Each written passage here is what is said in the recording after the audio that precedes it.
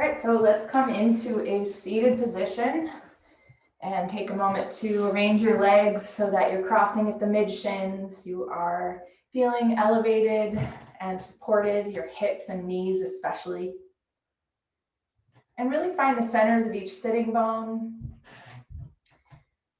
Using some support under your hands to help you find a sense of lightness along your spine, sense of alignment, putting the shoulders above the hips. And just taking the inner tips of your shoulder blades and bringing them toward the chest. Feeling a spreading across your chest and keeping your head really right above your spine. Relax your jaw. Try to not tip your chin down or up. Just have the chin be level with the floor.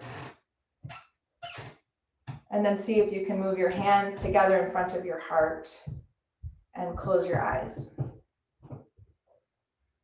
Keeping the shoulders back by just imagining you are revolving the flesh of the upper arms from the inner upper arms in the front armpits towards the outer upper arms, towards the backs of the armpits.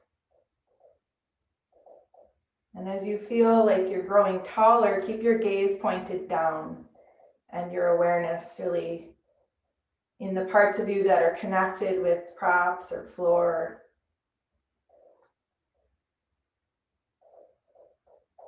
And just observing your own breath flow. You don't have to make any changes to your breathing. Observing maybe tension that you might have in the body this morning.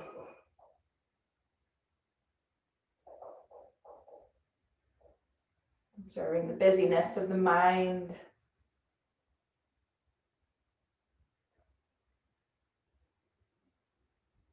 And just go ahead and bring some awareness into the feet. We're going to spend a lot of time on the feet today. So just bringing some attention there, just noticing, if anything, how the feet feel this morning.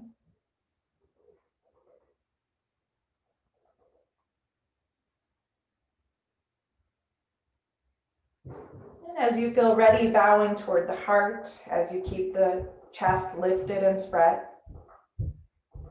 Release your hands down, and on an in-breath, raise your head, let your eyes come gently open. And welcome.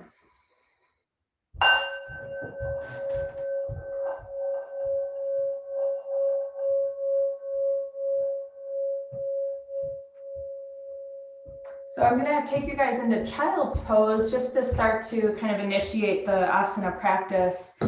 And you can take whatever version of that pose is most supportive to you. And I'm going to read you a very short passage from this really wonderful book by Bill Bryson. He's such a good author. He's one of my favorites. But this is his book called The Body. And it's from a chapter in the book called Bipedalism and Exercise. Very interesting, not as dry as it sounds. So while you're holding child's pose, I'll just read you, it's just about 2 paragraphs. No one knows why we walk. Out of some 250 species of primates, we're the only ones that have elected to get up and move around exclusively on 2 legs. Some authorities think bipedalism is at least as important a defining characteristic of what it is to be human as our high-functioning brain. By balancing on just 2 supports, we exist in permanent defiance of gravity. As toddlers amusingly demonstrate, walking is essentially a matter of hurling the body forward and letting the legs run to catch up. A pedestrian in motion has one foot or the other off the ground for as much as 90% of the time, and thus engages in constant, unconscious adjustments of balance. In addition, our center of gravity is high, just above our waists, which adds to our innate tippiness. In order to proceed from arboreal ape to upright modern human, we had to undertake some pretty profound changes to our anatomy. Our necks became longer and straighter and joined the skull more or less centrally rather than toward the rear, as in other apes. We have a supple back that bends. outsized knees, and ingeniously angled thigh bones. You might think your legs drop straight down from your waist. They do in apes, but in fact the femur angles inward as it descends from pelvis to knee. This has the effect of moving our lower legs closer together, giving us much smoother, more graceful gait. To power our motion forward, we have distinctively gigantic muscles in our buttocks, the gluteus maximus, and an Achilles tendon, something no ape has. We have arches in our feet for springiness, a sinuous spine to redistribute weight, and reconfigured pathways for our nerves and blood vessels, all made necessary, or at least advisable, by the evolutionary imperative of putting our head way above our feet. So, to bring you out of child's pose, we're going to start to work with the feet. A lot of times we don't give our feet the attention they need. And we're going to begin seated, working with the feet. And we're going to start just by extending the legs forward. And make sure to take some height underneath you. If you feel like you're sitting and your lower back rounds and you kind of feel slumped, just take some height under your buttocks. And you're going to start by pulling your toes toward you and trying to spread them wide from big toes to small toes. And you can think about your feet like your hands. It's like you're spreading your hands really wide. And then to go with that idea, make little fists with your feet and scrunch up your toes and bring your feet really close together. And then go back to spreading your toes nice and wide. And then making little fists with your toes. So there's flexion and extension happening when we do this, but you're also spreading, you're expanding wider, and then you're contracting more narrow. Or just do that a couple times and your feet will start to talk to you. So you'll notice where there's kind of less range of motion. You might notice some dense kind of tension areas in the feet. You're going to notice a couple things about your feet when you start to move them this way. And now go back to just relaxing the feet. And I'm going to have you try to take the outer edges more forward than the inner feet. So take the outer edges, yep, that's right. And then go ahead and take the inner edges more kind of away from your body or more forward towards the camera. And just do that a few times. So now you're getting the ankles involved as well.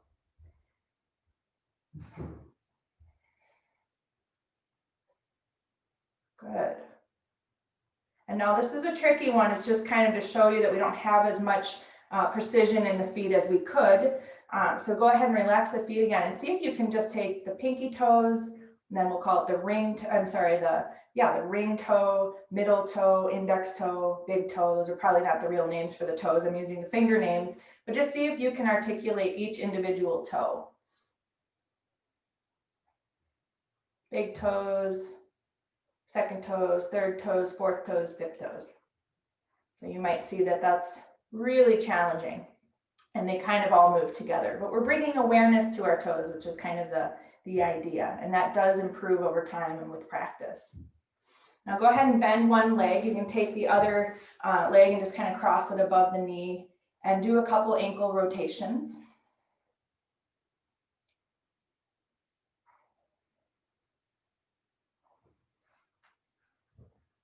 And then make sure to switch direction with that ankle so you're getting both directions with the kind of the revolving motion.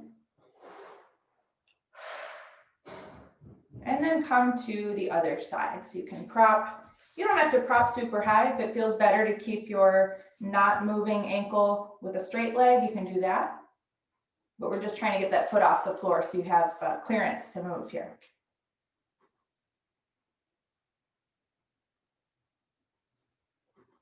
And make sure you do both directions again. And then we're going to come into bound angle pose. So join the feet, and you might need propping under the knees if your hips or groins are complaining about this position. And from bound angle pose, you join the outer edges of the feet. The inner feet split apart, so it looks like an open book, your feet do. And you can take your thumbs into the arches of your feet and just manually massage your feet.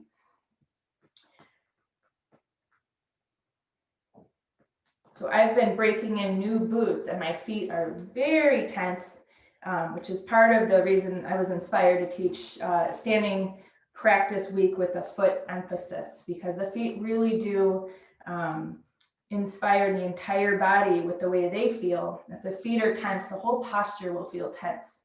So we're going to get the feet nice and supple before we do our standing postures today to see how it affects them. And we're going to keep a lot of attention in the feet and understand that the poses are only as good as the feet. So just take a few more moments, just kind of digging your thumbs into the soles of the feet. You might go to the ball mounds, the toes, the heels. It's your canvas, it's your blank canvas. Just explore the feet. And the next one can be a little bit painful, and I want you to just kind of sense it as you're moving. Don't try to do the whole thing all at once. We're going to be threading the fingers between the toes. And so you can go back to just using one leg as a prop and the other foot resting on your leg somewhere. And you're going to take your pinky finger between your fifth and fourth toe, and then just keep going, kind of putting your fingers between the toes. And if the whole finger is too much, you can just try to put the little tip of your finger between the toes because it's less thick. And get as far as you can. So you can see, maybe you can see I took my my fingers all the way up because I've done this a lot. And you can just start to rotate the foot. And if this is too much, even the tips of your fingers are too much, you could take a handkerchief and fold it lengthwise as many times as you need to get the thickness that will fit between the toes, and you can do that. We won't do that now, but that's a nice modification if you're working to get the spacing of the toes more open. Okay, make sure if you're rotating the foot, you're going to try it in both directions. You're kind of massaging the foot and working those toes back and forth at the same time.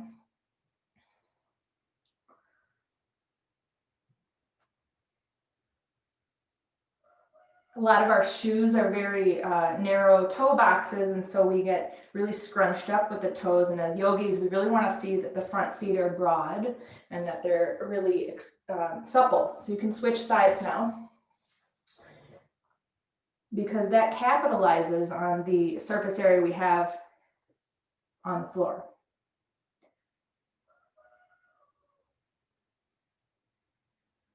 So threading the fingers in and then starting to rotate the foot.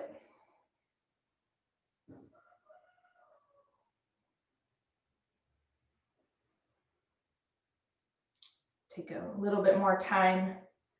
Make sure you switch directions.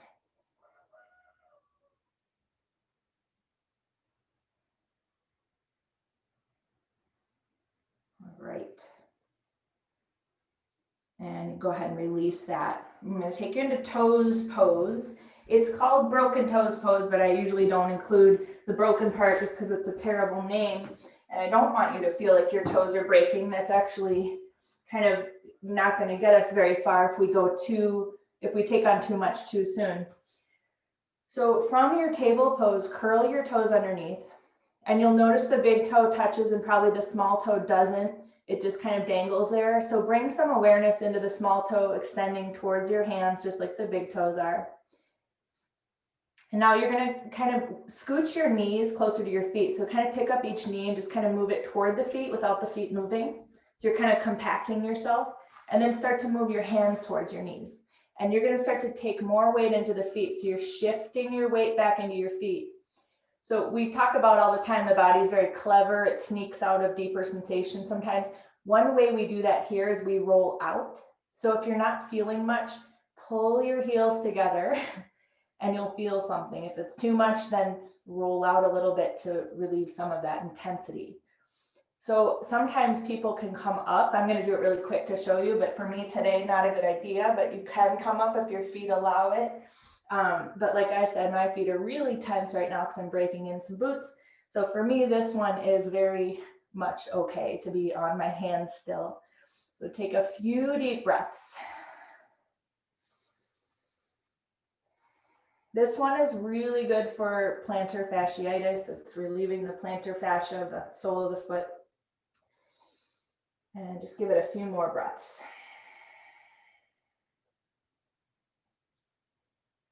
Okay, now shift your weight slowly forward. Don't do it all at once. Just kind of incrementally pull the weight forward out of the under feet and roll the toes out. And now you're going to stack either foot, doesn't matter to me, we'll switch in a moment, but stack the top of one foot over the sole and arch of the other. And once you have that, you're going to sit back and you'll feel something, hopefully. If you don't feel something, adjust the placement of the top foot into the bottom of the other and just see if you feel something. It's a direct, there's a marmus point in the body. We give a lot of pressure there, and it helps start to break up some of those tension patterns in the fascia of the foot. Breathe into it. Sometimes the sensation is so intense we stop breathing. So make sure you're breathing with that sensation.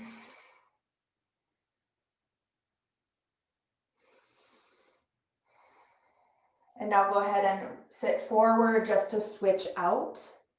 So crossing the other ankle, the other foot. Good.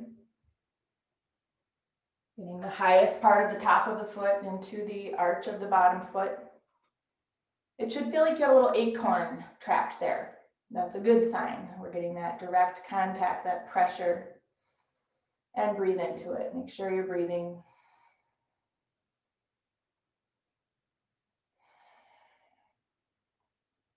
You might notice differences on the sides too. That can be interesting when the feet aren't a matched set.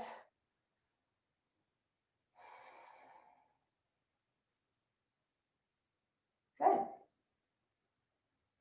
And now sit forward, relieving that particular pose. We're going to set up for hero pose, which is one of the most beneficial poses for the feet. So there is a setup for it. For most of us, we require some propping, starting with a pad to kneel on so that the shins aren't grinding against the floor. So you might spread out a blanket. We want the knees together and the feet separated so that the heels are sitting right outside the hips. And for most of us, the butt floats away from the floor. We need to support the sitting bones with some sort of height, a bolster, a block, couple blankets, and make sure whatever you're propping is touching both sitting bones. It's wide enough to touch the sitting bones. And then for some of us with knee limitations, you could put something between your knees, like right to the backs of the knees. And it could be thicker than this. It depends how much height you need, but you can always build this pose up to meet your needs using, a number of props. So there's no wrong way to prop the pose. Take a moment to bring your hands to your pinky toe side of your feet and just roll the small toes toward the floor. And look at your kneecaps, make sure they look straight ahead. And then take your fingertips to the soles of the feet. Just press down there and move your shoulders back so they're right above the hips. Take your tailbone into the body and feel the front ankles opening. This is really supportive for people that have fallen arches. This helps support the arches of the feet.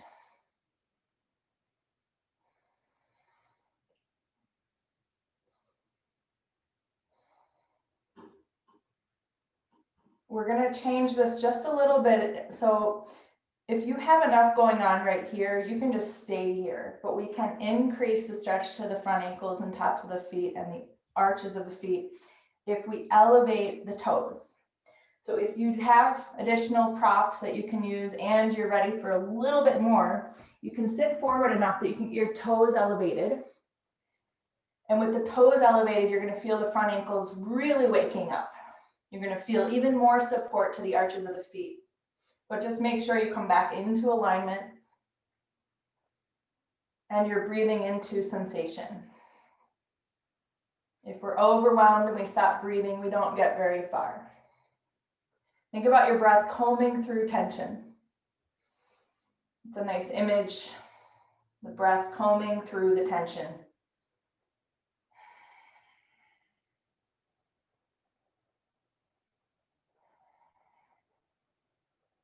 Just about 3 or 4 more breaths.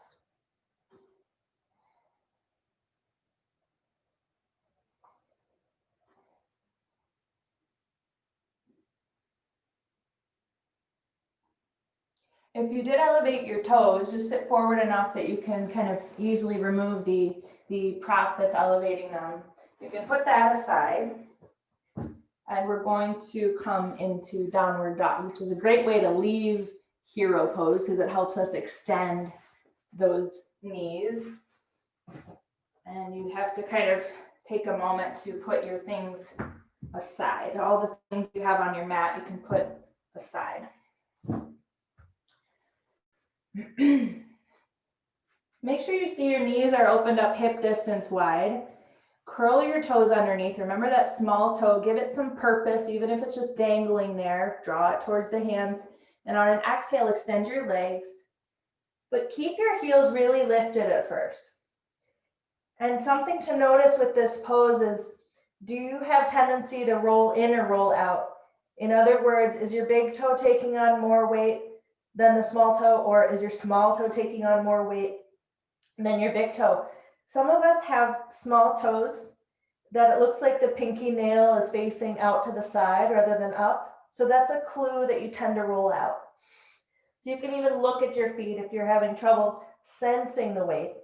You can see if you have turnout in that small toe, and then adjust your weight into your big toes if that's the case. Meanwhile, spread your toes. Bring your small toe away from your big toe. Lifting your heels really nice and high. Higher than you think you can. And now I want you to take your left foot and bring the tops of the toes onto the mat and extend the front ankle again. Just your left foot. And then bring the left toes underneath and go ahead and take the tops of your right toes to the mat. Pressing down, extend the right front ankle. Make sure you're breathing. Good, and now right toes curl back underneath. I want you to take your left instep to the mat. So your left toes point out, your left instep is to the mat. You're seeing the whole inner edge of your left foot.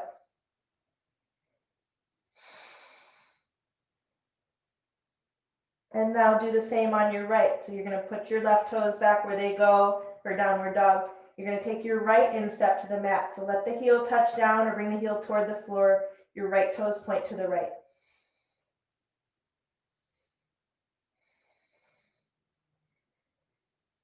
Okay, and now lastly, put your right toes back where they go. Bring the outer edge of the left foot to the mat. And again, try to bring your heel down. Feel the side ankle open up. And then do that again to the right. Outer edge of the right foot down. Bring the heel as close to the floor as you can. Open up the outer right ankle. And then putting the right toes back on the floor, step in. And then help yourself come up all the way up to standing. I'm going to adjust my camera angle here so I have a head. There's my head. And I might need to move my chair back a little bit. All right. So exploring mountain pose. Here we are on our own 2 feet. The big toes come together, the heels separate slightly. The second toes should align with the heels. And then I want you to find the tripod of each foot. So the heels, the 2 ball mounds, pick up your toes. Pick up your toes and spread them wide. So bring the small toe as far away from the big toe as you can. Place them on the floor with that width. And then keeping the front feet really established as you've gotten them. Extend the heels back, lift each heel and draw the feet back so you're lengthening the feet as well. Put your shoulders above your hips. Close your eyes. And think about your feet having 4 corners. So the back 2 corners are the inner and outer heel. The front 2 corners are the big toes and the small toes. And see if you can evenly distribute your weight to the 4 corners of each foot. Your legs are firm, of course, all the other wise actions, of course, in mountain pose, but we're really keeping attention on the feet. And now keeping the four corners of the feet established, really rooting down, lift the inner arches of your feet. Think about your feet like suction cups. So we have an upward moving lift in the inner arches of the feet. This is our first upward draw from the earth in the body, bandha, lift. Think about your feet like suction cups, but avoid clinging. Sometimes the feet start clinging when we kind of overemphasize these actions, so don't overdo it.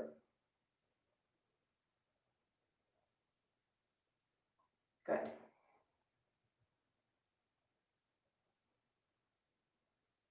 And now let your eyes come open. If you need to shake out, go ahead and shake out. We never want to feel kind of fatigued after we do something like that, so just give yourself a little chance to break free of those efforts. And we're going to come into an attempt on a squat, which won't work for all of us, so don't worry, I have a modification for those of you that see that this isn't going to be in the cards today. But we're all going to give it a shot to begin with. So keep your mountain feet. We're going to try to come down into a squat with the feet together. So you can just begin, you can take your hands to your hips if that helps kind of give you more center of gravity. And now start to bend the knees. Attempt to keep your heels down. Take the tailbone down, feel the Achilles tendon starting to extend all the way down, touch the floor. The heels might lift at some point, that's okay. If this is sustainable for you and your heels are lifted, take a blanket and put it under the heels so you have contact. You have something you can press into. Don't let your heels just float. Okay, if you see that you're not squatting today, those of you squatting, you can keep squatting, but if you see that you're not squatting today, you're going to come up and you're instead going to take Uttanasana with your front feet elevated, which will also help you extend your Achilles tendons. So you can take the blanket to the front feet and fold forward, and that will be your modified position. Otherwise, we're working with the squat. So if you're squatting, you're going to let your knees separate and extend your arms forward. We're going to come into Malasana. This is garland pose. Now again, notice if you're rotating to the outer feet. For most of us, that's where we go. Bring some weight to your inner feet, your toes, your big toes. Good, but keep the knees wide, touch the floor. Keep bringing weight back to the big toes. And now start to walk your hands forward, extending your torso. Keep drawing your heels into that blanket or into the floor. Those of you in standing forward, Uttanasana, let me see, I don't know if I see anybody there, but keep extending the Achilles tendons. Keep deepening into that forward bend. Now, lastly, there's a final piece of Malasana here. If you're right at your max, you can stay where you are. Otherwise, you're going to keep your upper arms within the space of the knees, but grab onto your heels. And then let the forehead kiss the ground.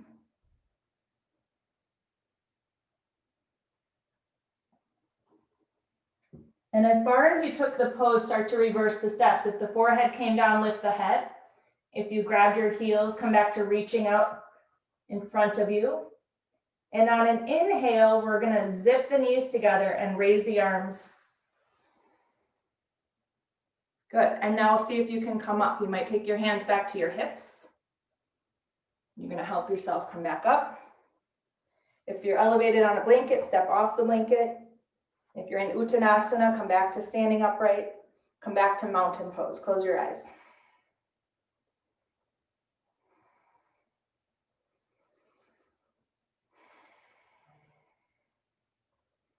Go ahead. Now we're going to try to take one foot away. We're going to come into Vrikshasana. We're going to try to balance on one foot in tree pose. And we've done this pose many times, but the awareness today is really on keeping the integrity of the foot that's against the floor intact. So we'll be raising the right leg first, which means you're going to set up your left foot as you just did for mountain. You're going to lift the toes, spread the left toes nice and broad, Place the left toes with that nice span of space. Extend the heel back. And then grab hold of your hips, and yes, you can use a wall, and yes, you can use a chair, whatever's gonna help give you the support to keep that foot against the floor in good integrity. Stack your right ankle against, or heel against your left ankle. So taking that initial shape. Notice the weight distribution on your standing foot. Try to get it nice and balanced. Four corners of the foot, keep that awareness of the four corners of your foot. Think about the suction cup of that left foot. Begin to take the foot up the leg if that allows you to maintain the integrity of your standing foot. If not, keep your right toes on the ground. You might decide to take the foot high if you're able to support that position, but remember, it's all about your standing foot and the integrity. Hands come together in front of the heart center. Keep the awareness in your standing leg foot.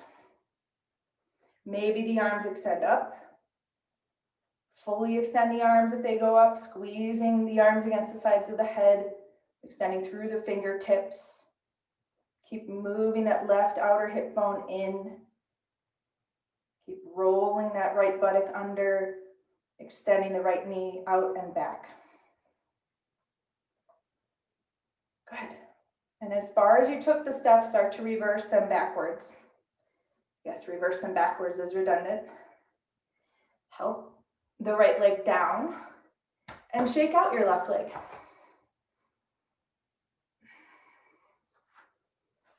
And now take some time setting up your right foot to be the grounded foot. Lift and spread the toes. Place them on the floor with that space. Draw the heel back. Feel the four corners and feel that suction cup quality of the foot. Stack that left heel against the right inner ankle. Compact your hips together. Maybe start to move the foot up the leg if you can maintain the integrity in that standing foot. Keep awareness and attention in that right foot. Of course, there's going to be shifting, constant adjusting to keep that tippiness minimized. Maybe the hands come together in front of the heart center. Maybe the arms go up.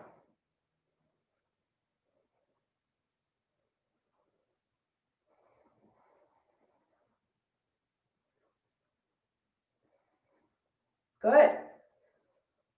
As you're ready, reversing the steps backwards. I'll say it again. Helping the foot down. And now giving that right leg a good shake. Beautiful. Okay.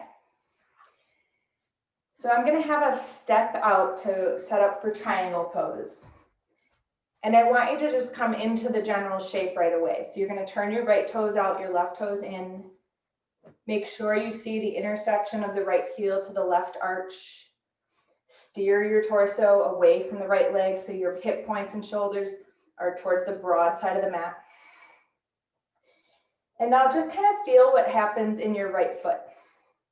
For most of us, we feel that we're kind of pushing that right foot forward. Bottom of the right toes kind of roll towards the heel. There's a little bit of a compaction in the toes. So to feel the integrity of the right foot, I want everybody to raise the right toes from the floor and spread the toes.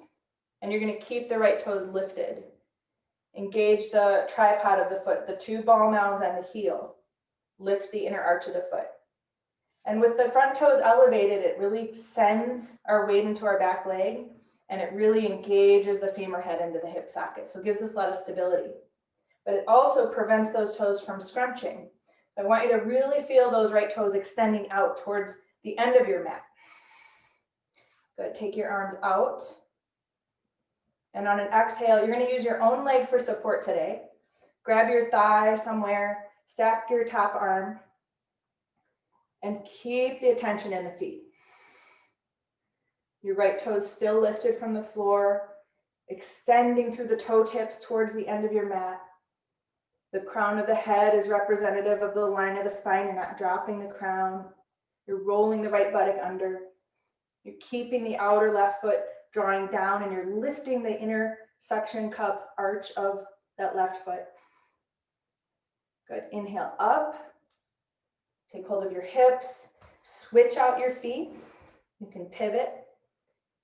And keep the right toes lifted and spread. I meant to say left. Left toes lifted and spread.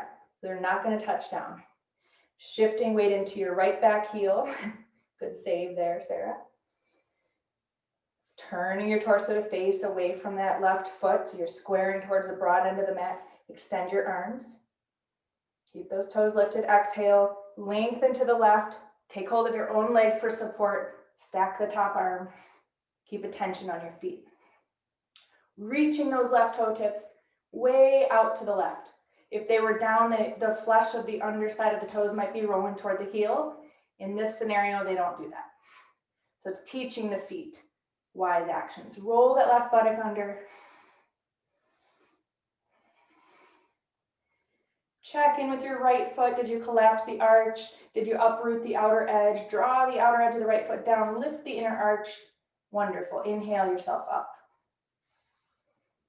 Good. Turn the toes to point forward again and step your feet together. Put yourself in mountain pose. Close your eyes. Let the breath flow through until it's smooth and silky. Feel the leftovers of the triangle pose in your body, the energetic imprint. Sense your toes, sense your feet. Feel the four corners of each foot. Big toes, small toes, inner and outer heel. Evenly connecting with the earth. And that constant equalizing. The feet are so intelligent. We keep maintaining balance with fine, tiny articulations of the feet.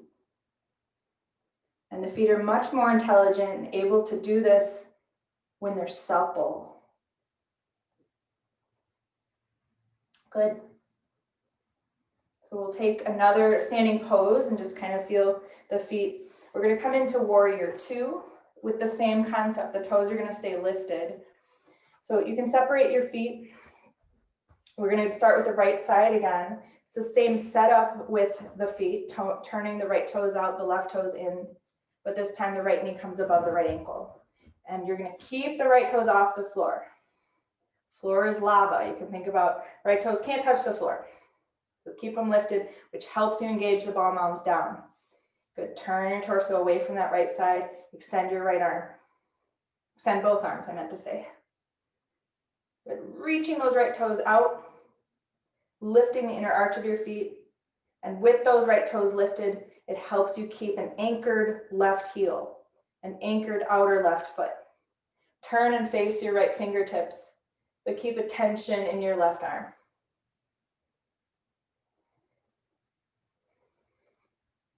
Good.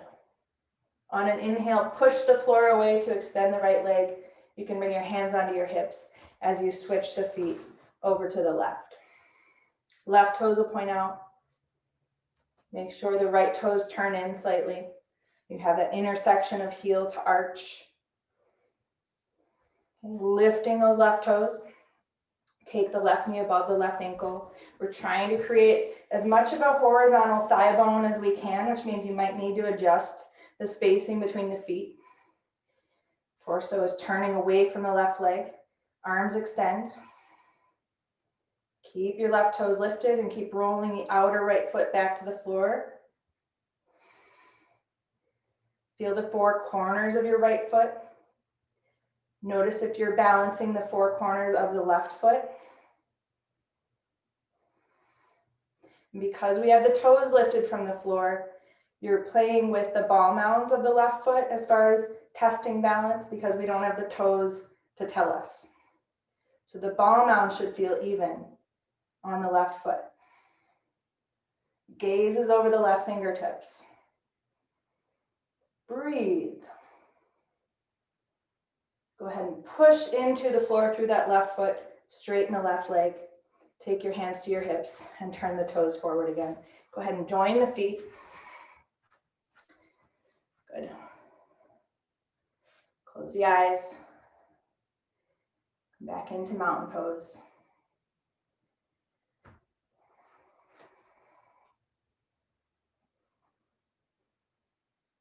And now with your eyes closed, bring enough weight into the heels that you can lift the toes from the floor and spread them. Keep them lifted from the floor. And just balance the big toe, small toe, ball mounds, and the heels. Keeping your toes lifted and spread.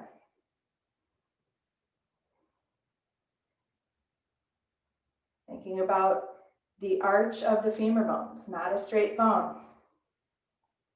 Compact those thighs front to back to follow that arch.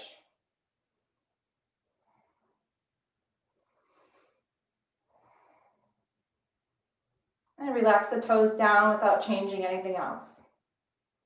Keeping them broad.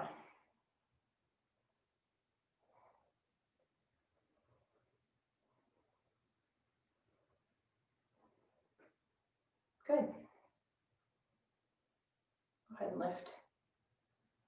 Let the eyes come open. Now, does everybody have a chair?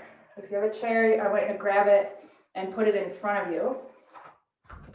If you don't have a chair, you're gonna have to do this without that support, which you can do. It's just a little bit more challenging. And we're gonna put the chair in front of us with the high part facing us.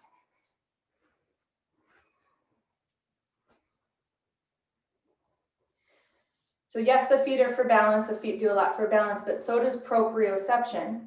And this little exercise really teaches us how strong that is, which changes from day to day and moment to moment. So you don't have to worry if you fail this test. You're not going to fail, by the way, but it does change throughout the day and moment to moment and based on other variables.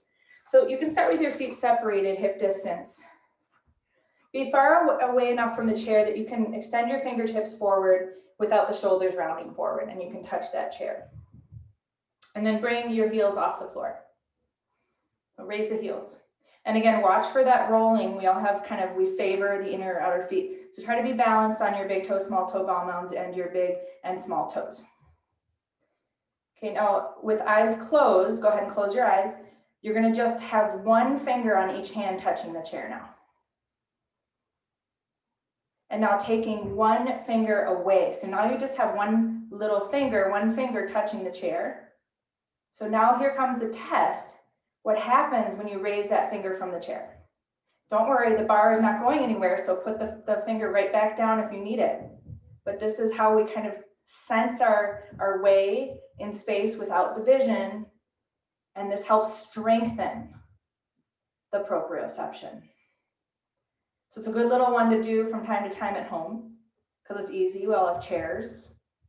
And you can just kind of strengthen your ability to equalize in space without always the eyes telling us. And in yoga, we rely more on sensation than what we see. Okay, go ahead and come down, release your heels down. The legs just worked a lot there, so I'm gonna have you move your chair out of the way. And I don't think anybody did this elevated front foot Uttanasana. I didn't have all cameras on, so I couldn't quite confirm that, but we are gonna do it now just to let the legs have a break, because we just did a bunch with the legs. So a blanket's gonna be in front of your feet. You're gonna elevate the toes and the big toe, small toe, ball mounds, and keep the feet separated hip distance for this one. Once we elevate the front feet, it tips us backwards. So your job is to keep your weight balanced in your front feet. We don't want to just have everything pool in the heels. So you have to keep pressure in your front feet so the feet still balanced even though they're no longer level. Okay, raise the arms. And on an exhale, lengthen forward. And you can either dangle the arms freely or you can grab elbows if that feels better to you. Keeping weight in your front feet and also keeping the weight balance from the inner and outer feet. So if I keep bringing this up because I do tend to roll out a lot. So my training is always to bring weight back in, but yours might be the opposite. You might have more weight that pools in your big toes and big toe ball mounds. So in that case, you might need to shift weight out. So just finding balance. You might need your knees bent here, but keep working towards a more extended leg.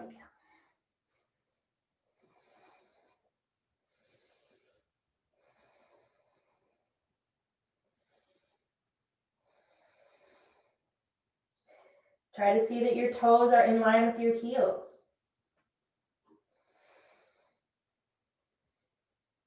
And switch the crossing of the arms if you are holding your elbows. Just change the crossing.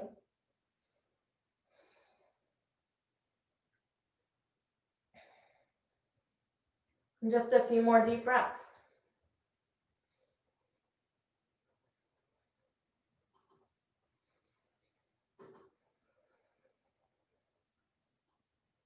Let go of the elbows if you're holding. And then with your hands down, step off your blanket. Bend your knees, take your hips, and come up. Waiting out any dizziness that might follow. So just make sure you're taking care of that. And then we're going to come into our last standing pose, which is going to be the wide standing forward bend. So you're going to separate your feet nice and wide with the toes right in front of the heels. And so without any wise actions, just feel what occurs. You feel your outer ankle bones shoot out. You can see the small toes again are distorting. The toenail is looking sideways, not up. So from this wide stance, pick up your toes. You might need to do 1 foot at a time. Spread the toes out. Be even on the ball mounds, be even on big toe, small toe, be even on the inner and outer heel. So it's different when we're wide stance to do this. Lifting the inner arches, rolling this outer feet down. Raise the arms. Hinging forward, extend your torso, bring your hands down.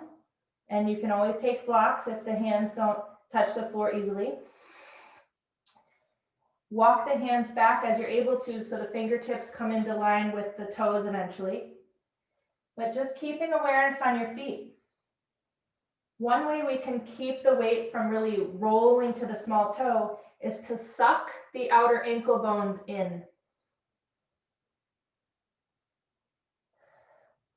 The feet might feel like they're clinging, so keep a sense of broadness to the toe bases, and it might mean picking up your toes on occasion to reestablish the equanimity in the feet. Think about the 4 corners of the feet and be as even as you can. Are you even on the inner and outer heels? If you feel like you're more on the outer heels, how do you bring more weight to the inner heels?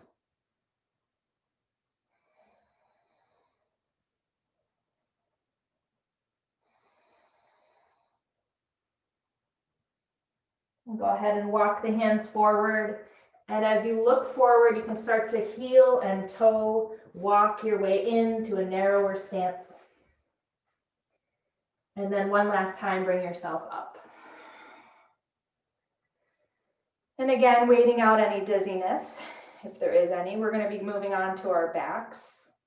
And you'll need your strap, and you might need a blanket for your head. So have the blanket for the head ready. And then if you don't have a wall nearby, the chair you were just using is going to be ready for you.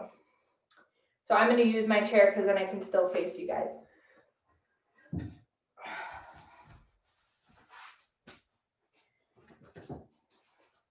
We're going to take one hand to big toe with the strap.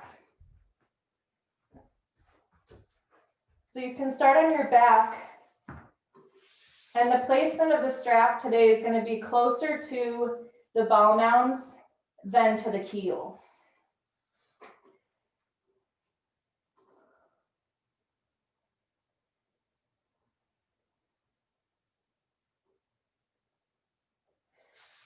And this is kind of a way to massage and articulate the foot with your strap kind of working like a steering wheel. So once you have your right leg overhead and you're connecting with the ball mounds or near the ball mounds, extend your left leg and then place your right leg in space so that it's straight. So in other words, we don't want it super close to us with a bent knee. We want the leg straight, which might mean it has to go farther away. If you're really working hard to hold your strap, just wrap your knuckles once and take some of that strain out of this. We don't need to waste our energy that way. You're going to pull your toes toward you, like you're extending through the heel and ball mounds. And then just start to pull with the right hand and then pull with the left hand. Pull with the right hand, pull with the left hand. And you'll see the foot start to turn and sickle and articulate and rotate. And you'll also feel different experience and sensation of the foot. So just kind of play with it. You don't have to stay for any amount of time. You can just kind of keep it moving. But use the strap to help you rotate the foot a little bit. Reaching the inner arch up and then reaching the outer foot up. And if you find a particular spot that's like a hot spot or there's a lot of sensation, you might choose to stay there and just kind of stop and breathe and explore that.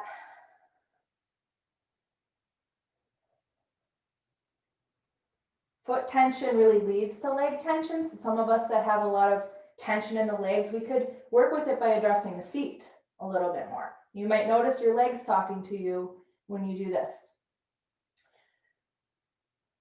Okay, so now we're going to switch to the left. Begin to bend your right knee, step the right foot down until you have your left leg up. Once the left leg is up, it's easier on the back to extend the right leg at that point. You can be on the ball mounds or you can be right under them, behind them. But first find your straight leg. And then start to gently pull with the right hand, pull with the left hand. Breathe.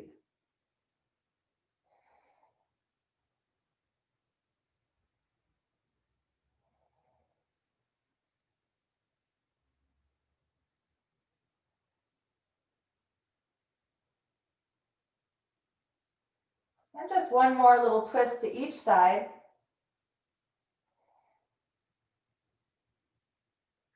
And go ahead and return your foot to a nice level foot, bend the knee, take the strap away.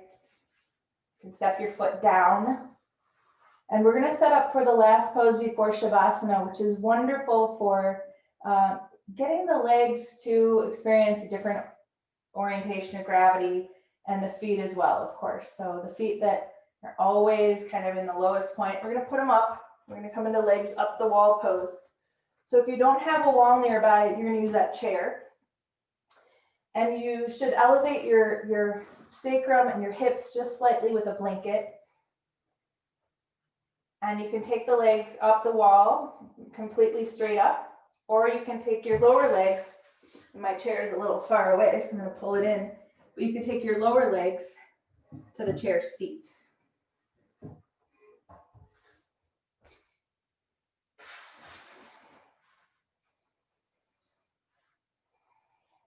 And try to keep your chest lifted and spread.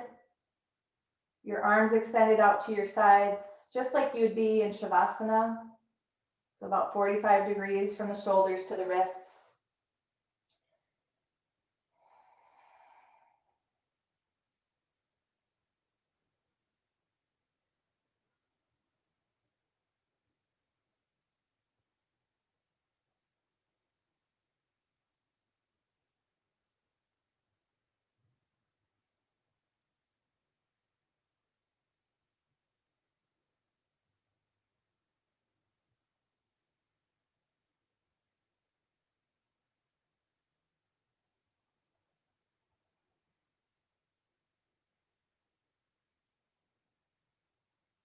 Spending one more minute here.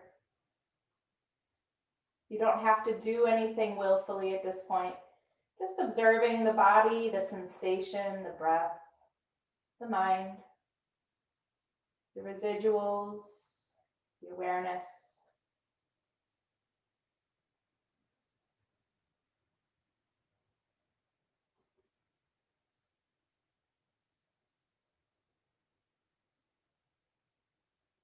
Hopefully a new vitality in the feet that's traveling up the legs to the center body and expanding in all directions.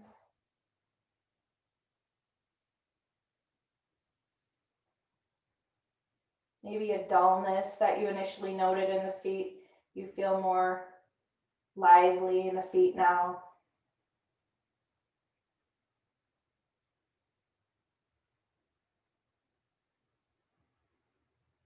Sometimes I think about those little fluorescent bracelets and necklaces that are dull until you kind of work them and make them more pliable, and you crack them and they bend, and then they glow for hours and hours. Hopefully your feet feel like they're glowing.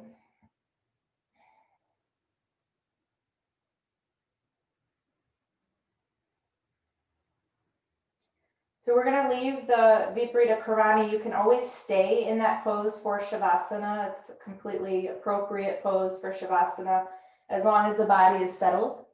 Otherwise, transitioning now to Shavasana and setting up in whatever way you need for that pose. So make sure you have head support behind the knees if your lower back needs some attention today. And of course, covering up if you're feeling cool at all. You'll come onto your back. Make a couple adjustments to the shape of the pose so that you can really feel settled in the body and you can really release all the physical effort of the practice at this point. The feet should just flop out to the sides. The feet should be spaced wider than the hips and extended away from the hips.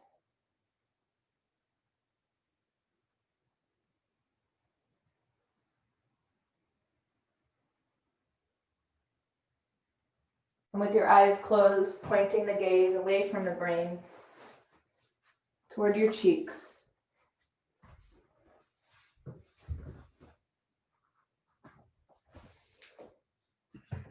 Letting the mind settle on the breath.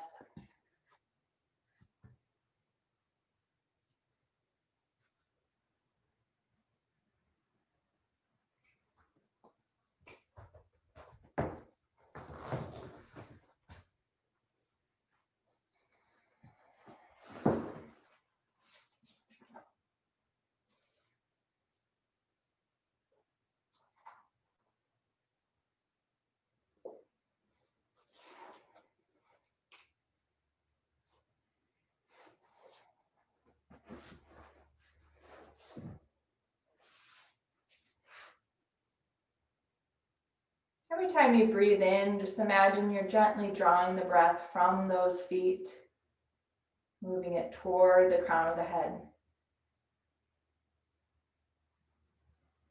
And then cycling the breath back down the body and out through the feet.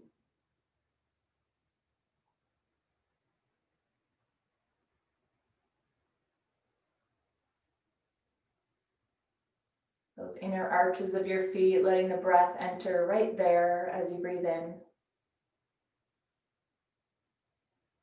And as you breathe out, let those inner arches of your feet be the exit point as well for the breath.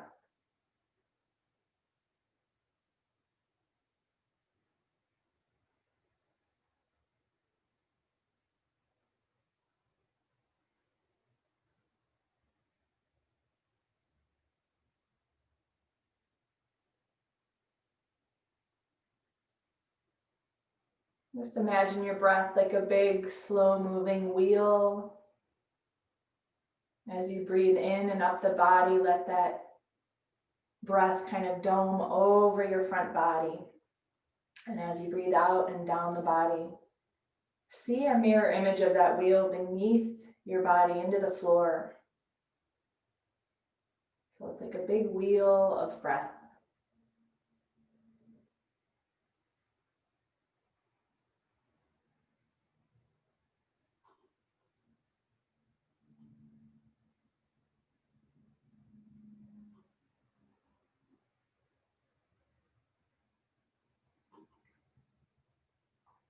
With your next exhale, gently track the breath out to completion.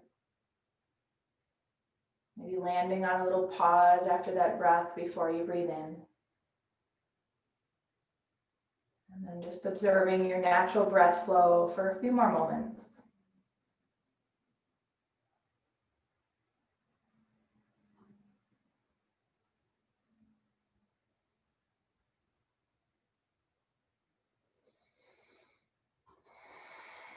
Take a deep cleansing breath and start to bring very simple movement in through the fingers and toes, maybe squeezing the toes and then extending them, maybe squeezing your fists and then spreading your hands, rotating your ankles and your wrists, rocking your head, and then easing yourself to one side of your body, tucking your hands under your head like a pillow. Maybe here the eyes open, maybe they don't, but if they do, not for the reason of seeing anything, just passive eyes opening.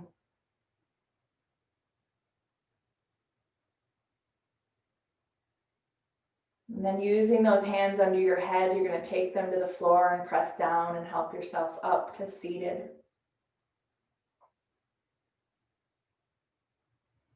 When you arrive to seated, just like when we started class, finding your sitting bones, finding the tall, buoyant spine, and taking the hands together in front of the heart. Relaxing the face, maybe the corners of the mouth lift slightly. Let's take a deep breath in through the nose and let it go. From the place within me that I know to be divine, I honor that place within each of you. Namaste.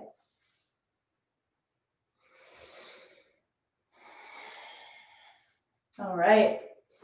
Thank you all for being here. And those of you that practice on Wednesdays with me, I have to let you know about that class on Tuesday because I'm supposed to take someone to a hip replacement surgery at 5 in the morning, but I may or may not be doing that. So I'm waiting to hear about that. So I will let you know about Wednesday on Tuesday night. Mwah! Thank you. All right. Take good care.